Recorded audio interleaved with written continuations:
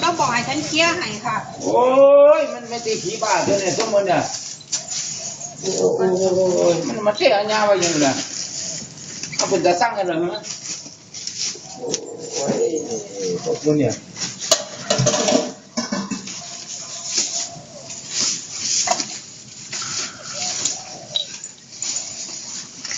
โอเค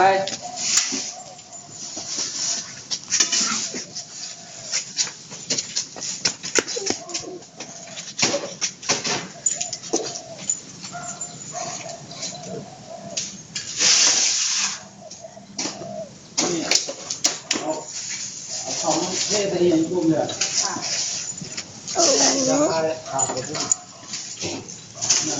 ก็ตัวนี้โดนนะนี่เดี๋ยวนี่บอกค่ะเอาไปเทศได้คุณบอกค่ะ มัดร้านเนี่ยเอามาเทศเนี่ย ค่ะ คนมาเหี้ยบงพนังโอ้ยมันจะไปกองอะไรเนี่ยเอาเลย ฉันขอโทษค่ะเคลียร์ช้าไปหน่อย